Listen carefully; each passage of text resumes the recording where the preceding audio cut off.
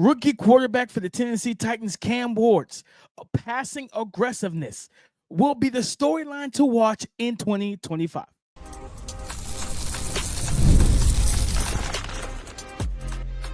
You are Locked On NFL Draft, your daily podcast covering the NFL Draft. Part of the Locked On Podcast Network, your team every day.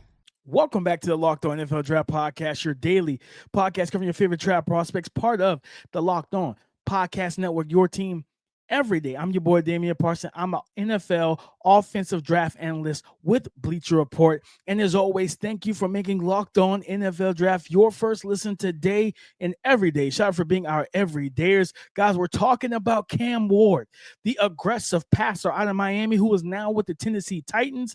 How is that going to be the storyline, or why is that going to be the storyline to watch in 2025? Elic Ayomanor may be their top X receiver.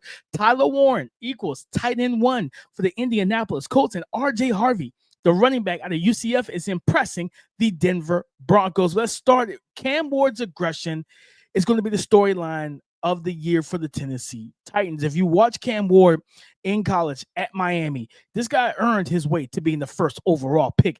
When you listen to music, especially hip hop, rap music, they talk about getting out the mud, right? Drake had the song "Started from the Bottom, Now We're Here." He didn't actually start from the bottom. That's not important. Point is, those things, right? Like, they resonate with the story of Cam Ward. A guy that was a 0-star recruit, right? 0 to 1-star recruit coming out of high school because he played in a wing T offense. And for those who don't know what the wing T offense is, go back and watch the 90s and early 2000s Georgia Tech Yellow Jackets. Yeah, those, like the two wing backs. Like, it's just a pure run game. They don't really throw the ball out of those formations. So then he goes to Incarnate Word, lights up the scoreboard for 2 years there, goes to Washington State, showcases his ability, shows promise, elevates that offense and program.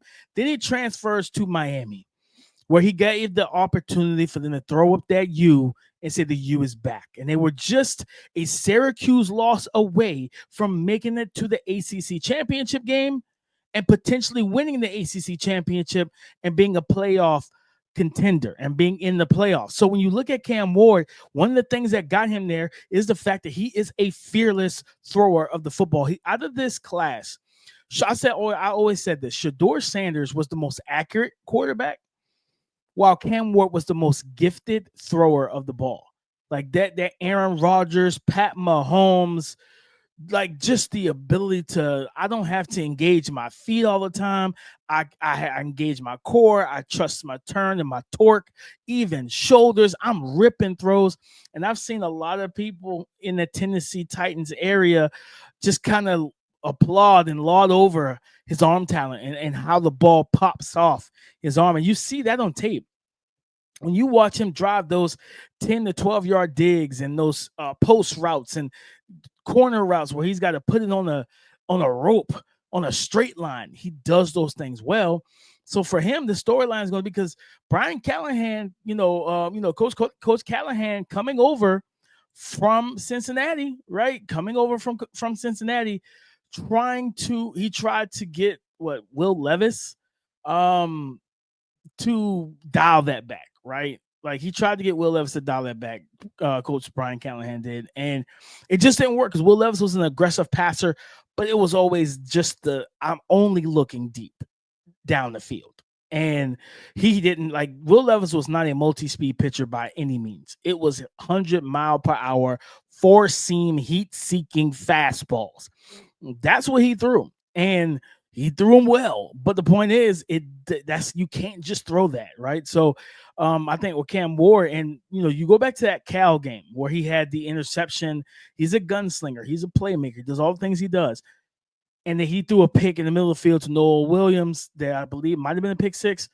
It was an ill-advised throw, but he's just trying to make a play. And it's like you want your guy to make a play, but you want your guy to play from the neck up and know when to, like I always quote Pops from Friday.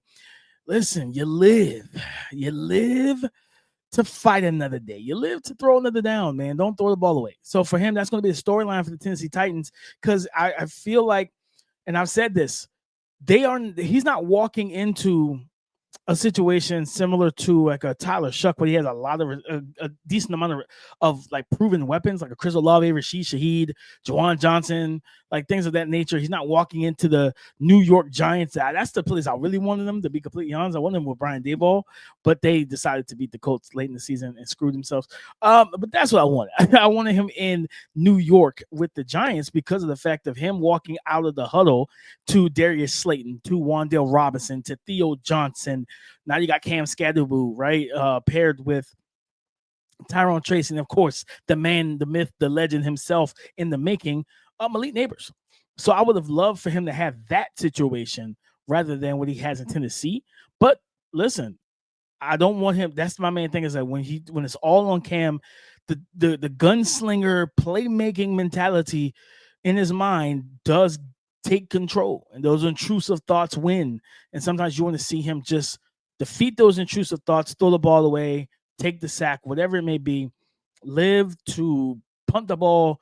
For Cam, I think Brian Callahan's going to just basically coach into him. Hey, I want every offensive drive to either end in a punt or a field goal, aka a kick. I want it to be or a punt, a field goal, or an extra point. 2 of those gets us points. 1 of those, no turnover. We punt the ball back. We pin them down in their own territory. Think of Cam Ward. He has all ability to be a franchise quarterback, and I believe he will be. But he's got to just basically start to really lean on the decision-making of a point guard, right? I want him to be the Tyrese Halliburton, see plays before they're happening, but know what passes to make, what passes not to make, limit the turnovers. And if he does that, the Tennessee Titans passing offense will take shape. Now, you're talking about taking shape. Another guy that has been stepping up in camp and really, a guy that I liked coming out, and you guys, for all our everydayers, throughout the draft season, you heard me and Keith talk about him. Eli Ayomanor, the 6'2", 205, 206-pound wide receiver out of Stanford. I was a little shocked that he ended the draft. I figured he would just transfer, go to a better passing situation, and really go out there and handle his business. But he was selected in the 4th round. There were some receivers that were selected before him that I believe he was better than, and I think that it will eventually play out on the field. But when you look at what Eli Ayomanor brings, he's the one true X that this offense has. Like Treylon Burks has never been a true X. He's been more of a gadget guy, more of a power slot, things of that nature, and he can't stay healthy. You have Calvin Ridley. They also drafted Shamir DK, who I think will have an impact on this team also. All right, and he plays a lot. He played a lot in the slot at Florida, while he played more of the Z spot at Wisconsin. But that Z spot and that movement Z into the slot, like that's the Calvin Ridley role. So I can see him playing more pure slot while Eli Ayomanor. But for me, when I look at Eli Ayomanor, I think it's clear, guys. To me, it's very clear. There's a path for him to step in and be the guy for this team. I truly believe that, and be that X receiver that Cam Ward can rely upon. And if you are a Tennessee Titans fan, you want to stay tuned for this storyline to develop after OTAs, after mandatory camps, and into training camps, when everything is live, when you're hitting, you're going to the ground, because those physical possession catches he can make. And I think back to going back to Miami and what Miami gave him, right? Xavier Restrepo, his star receiver, is there. His star receiver is there as well, guys.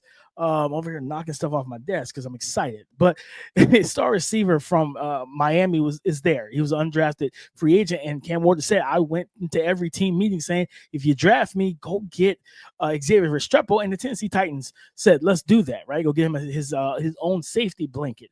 But I think with Eli Ayomanor, he was drafted. I think this guy's going to get more of opportunities early on than Xavier Restrepo and things of that nature. And I think just his strong hands, he showcased 4.4 speed at the combine. He's down. I think he's actually lighter than what he looked like on tape at Stanford, where he looked like he's probably 215, 220 playing. He's right now in camp, lean down, slim down, trim down.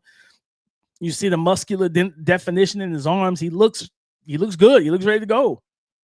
And if he's 205, 206 instead of 210, 215, 220, I think we might be able to see him play at the speed that he played at, speed that he ran at the combine. So keep your eyes on Eli Ayoman. I think he could end up being a sneaky rookie wide receiver for the Tennessee Titans. But coming up next, guys, Tyler Warren equals tight end 1 for the Indianapolis Colts. We're going to talk about that coming up next.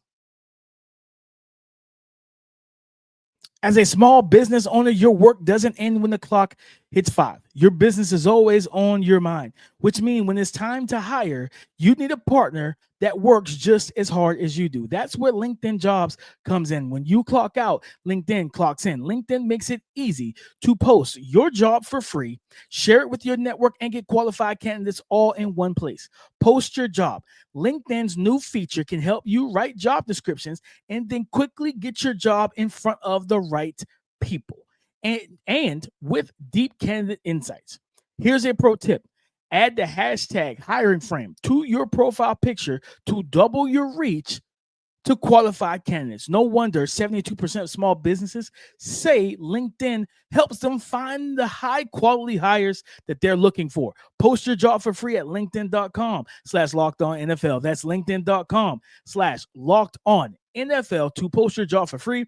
Terms and conditions apply.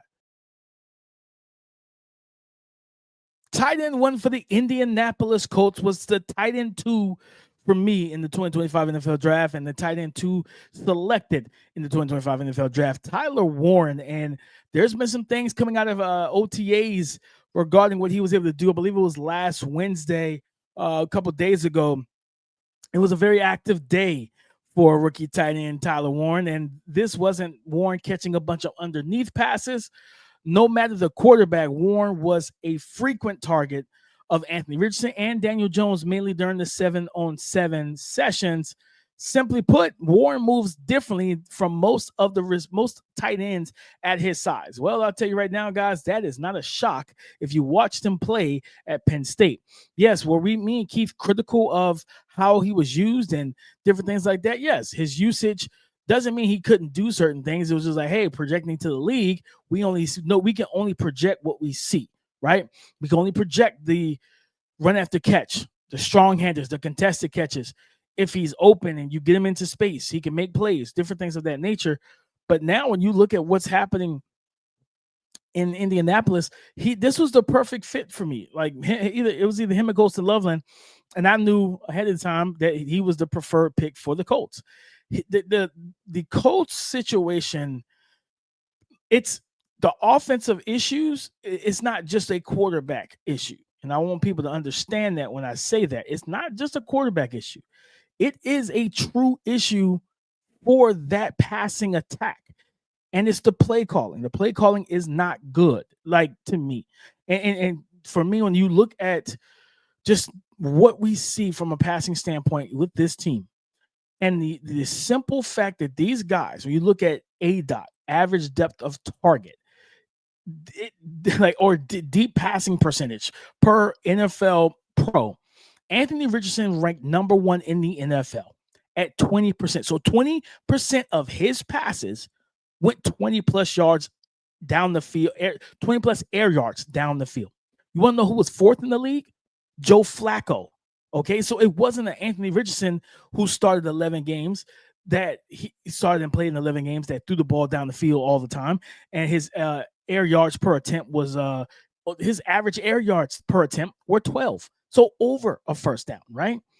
Joe Flacco's was 8.7, but so he checked it down a little bit more, but still yet he ranked 4th.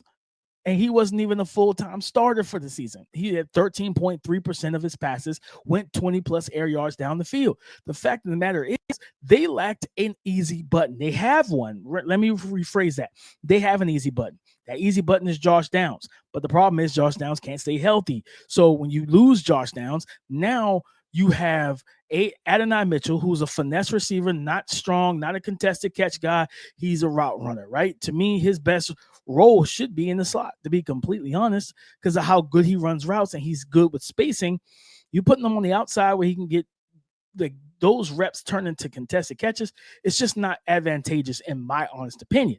So then you have Michael Pittman, possession receiver, lack of speed, doesn't separate the greatest. Like he's a possession guy. Okay. Alec Pierce is a build-up speed guy, not a great route runner. He's stiff mover, things of that nature. And their tight ends were some of the worst in the NFL last year. Tyler Warren is tight end one for this team, as he should be, 100%. And to see reports like that coming out of camp last week, out of OTAs, to me, it spells Anthony Richardson understands. I finally have that guy that I can get the ball to, because I believe that same day he had drops from Adonai Mitchell, and I believe it was Jelani Woods, right? That messed up his, for those who track completion percentage and the ball not hitting the ground and all that. Yeah, like the report even said that he was a victim of, I think it was like 7-on-7s or 11-on-11s.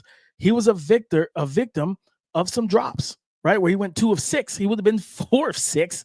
One was an interception and everything, throwing the ball to Will Mallory that Daniel Jones almost threw a pick trying to get the ball to Will Mallory as well, and everything in the same period. So they have to figure out their best receiving options and who's going to help the quarterback. I don't care where guys were drafted. I don't care who's been paid. I'm going to be completely honest. It's all about who helps the quarterback. I don't believe Daniel Jones is going to be the starting quarterback for the Indianapolis Colts. I do not. We've got way too much film of him throughout this whole season that he's had one true good year that led to him getting overpaid, that it led to him getting like canned and released midway through the season last year. So I rather go with the guy you drafted at 3, knowing that he was going to be a little bit of a project and he needed the reps and time, and then the time was stolen from him in his rookie year due to that injury. So yes, I think Anthony Richardson will be the starting quarterback come week 1, but we got to see how it plays out. Nonetheless, Tyler Warren should be the unquestioned tight end 1. And I will say this, I'll take it a step further. Not just tight end 1. No. Not just tight end 1, ladies and gentlemen. Give me Tyler Warren as the number 1 option for this passing attack. I want to funnel the ball to Tyler Warren. I want to start, I want to get that deep percentage number for Anthony Richardson down to 10, maybe 12% for the year. Because here's what I want to do. Think about it, guys. In the NFL, teams are already playing 2 high coverage cells, 2 safeties deep, right? So you think about cover 4, cover 2, cover 2 man, cover 2 under. They're playing these things already. Cover 6, quarter, half. They're playing with 2 safeties back normally anyway. So the middle of the field is open. For those who don't know, that's NFL jargon. So when you see 2 high safeties, and it's like that post snap, it means middle of the field open. When you see single high safety, that's cover 1 man, cover 1 robber, cover 3, things of that nature. It means middle of the field closed, which means there's a defender. That single high safety can trigger downhill and rob you of anything 10 to 12 yards back. And then you have those other underneath defenders who are dropping in that 7 to 10 yard range or 5 to 7 yard range that can take and steal the 10-yard in cuts, things of that nature. So that's what that means. And with it being like that, I truly believe with teams wanting to play that too high, I'm going to force you out of that. And I'm not just with the run game. The run game is going to already force your hand to try and go to some cover 1 and give us that one-on-one on the outside, right? But if I can get Tyler Warren going, I think Tyler Warren should average no less than 8 targets a game. Truthfully, and I'm getting him the ball early. Him and Josh Downs need to be the number 1 and number 2 options in this passing attack while Josh Downs is healthy. Because in my honest opinion, if I can do that, guys, listen to me. If we can do that, if you're the Indianapolis Colts and you say, you know what, I'm going to run it with Josh Downs, Tyler Warren, everybody get in where you fit in. I know we paid Michael Pittman, but does this offense really look better when Michael Pittman's the lead guy? No, it does not. It's going to look a lot better in that quick game, yards after catch, getting the ball to those easy buttons, right? Not easy big ovens, the easy buttons. We get the ball to the easy button, and now that allows your quarterback to be able to really dictate the terms. Now you start motioning Tyler Warren. You've seen that, use him as a coverage indicator pre-snap. I always say that coverage indicators gives your quarterback a little bit of a hint for the answer to the test question that is that specific play and that coverage shell that they're trying to show him. So you start motioning guys pre-snap, you start to see things a little bit better. And I just truly believe that's where it should be. So Tyler Warren, tight end 1, unquestioned. Tyler Warren, number 1 option in the passing game, he absolutely should be. But guys, coming up next, I'm going to tell you how rookie running back, a guy that I wasn't super high on coming out. I liked him, but I wasn't super high. I didn't have a second round grade on him. Let's say it like that. Had a fourth, I believe, on RJ Harvey, but he's been impressing in Broncos camp. We're going to talk about that coming up next.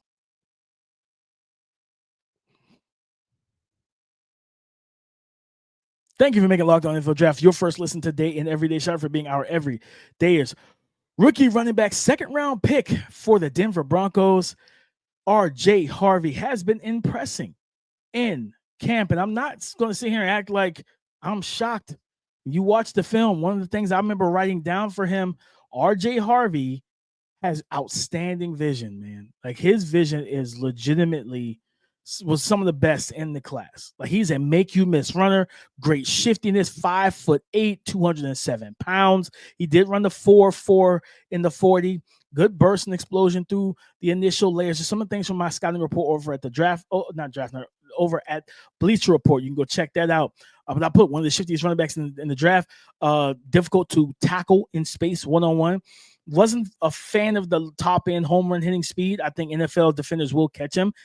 He's got to improve in the pass protection and everything. He lacks urgency. He's undersized, doesn't really want to play and deal with the physicality of it all. But again, make you miss type of runner that is absolutely going to put pressure on defenders in the hole, in the alley. You're talking about meeting this guy in the alley out back behind the bar.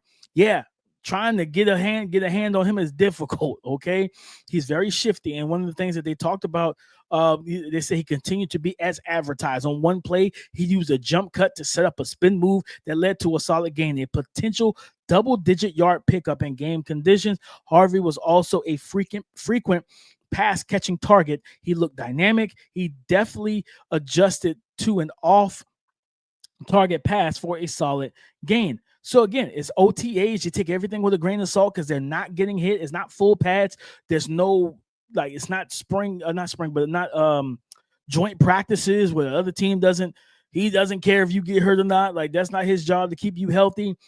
No, I get it, right? We take everything, but it's football and it's work. And what RJ Harvey is doing is impressing the Denver Broncos.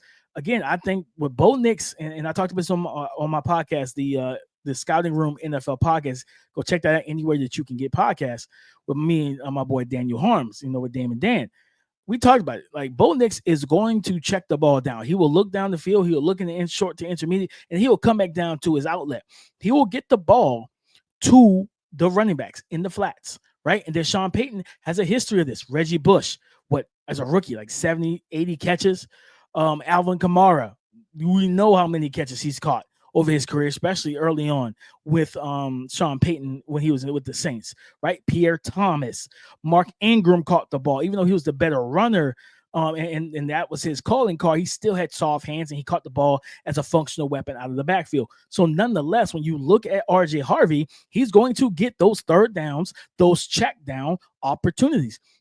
Again, when you talk about, hey, we need to make sure that you are on track from a pass protection standpoint, 100%. You got to do that. You might have to keep the tight end in to block, right? Or motion the tight end back into the backfield, then motion RJ Harvey out, or put RJ Harvey into the passing route, right? And passing concept, and let the tight end be your pass protector and shotgun. He's like, because at the end of the day, listen, no block, no rock. If you don't block for the quarterback, if you get the quarterback lit up, man, all bets are off. All bets are off, because if Bo Nix gets hurt, the fan base is going to hate him. I just tell you right now. And Steve Spagnuolo, the defensive coordinator with the Kansas City Chiefs, one thing he's good at is showing simulated pressures and bringing that pressure. So you got to be able. And I know Sean Payton tried to downplay it, like, oh yeah, we'll have a plan for it. Sounds good in OTAs. He's actually got to fit. Like, this is not something you're going to see truly improve in OTAs. It's going to have to be proven when the pads are on, when the pads are popping, and guys are coming full speed, when guys are running and you get a free runner through that simulated blitz. Can you step up, be physical, and take that guy on and give your quarterback a pocket to throw into? Because he did not do that at UCF. He left the quarterbacks hanging during there. But nonetheless, his running ability, the dynamicism he runs with, the lateral quickness and agility and explosiveness, his jump cuts, his spin moves, he strings together cuts. This dude could be a really good runner, man. I believe that, even though I felt like they should have went with a Amari Hampton or Caleb Johnson, getting a true bell cow. I understand that Sean Payton has a type, and he fits that type. He fits that mold. Will it work out? We'll see. But I do believe in the talent matched up with the play caller, matched up with the quarterback and his skill sets and his mentality, his mental skill set to say, you know what? I'm not going to avoid the check down. I'm not going to ignore the check down. I'm going to get it to you. Go get 5 yards. Let's keep us ahead of the chains on 1st and 10. Let's get to 2nd and 5, 2nd and 6, maybe 2nd and 7. So, I'm sorry, 2nd and 5, 2nd and 4, 2nd and 3. Get that 5, 6, 7 yard gain, and our offense is ahead of the chains, head of the game plan, and we're playing on time. So I think that RJ Harvey, we're going to hear that name a lot this summer. We're going to hear that name a whole lot. And I'm just excited. I'm excited for preseason football, the guys, to see some of these rookies get away from the OTAs, get away from, their own teams. How do you do when the bullets are flying live? Are you, you ready for war, or are you shell shocked? We got to see, man. We got to see, because OTAs and shirts and shorts, it's great. And we love to talk about this stuff because it's football. But what happens when the bullets are live? I think RJ Harvey's going to be a good player for those Denver Broncos, despite the fact that I didn't grade their draft. I wasn't a big fan of their draft. I think paired him, and then right behind him was Pat Bryant. Wasn't a fan of that stretch there, but I do like RJ Harvey as a player, and I think he's going to have a nice impact for this offense. I put him in my article. I just dropped the article last week, and actually today, for defensive rookie of the year predictions for the day. And then last week I dropped one, I believe it was on Friday, for offensive rookie of the year prediction. And I think he was 3rd behind Ashton Genty and Omarion Hampton. I did about 6 or 7 offensive rookie guys that could be candidates for the award. So go check that out over at bleachReport.com. But guys, that's the show, breaking down RJ Harvey and his impressive nature for the Denver Broncos at OTAs. Tyler Warren, tight end 1. Nah. Option 1 for the Indianapolis Colts, and Cam Ward and Elick Ayomana, maybe the future quarterback and it looks to be the future quarterback and wide receiver for the Tennessee Titans. And you hope that they can really build together and build a legacy there. But guys, again, that's the show. Go subscribe and follow for free on YouTube, wherever you listen to podcasts, to get the latest episode as soon as it is available. Thank you for making Locked On NFL Draft your first listen today and every day. Shout out for being our everydayers, and come and join the conversation again tomorrow on Locked On Podcast Network, your team every day.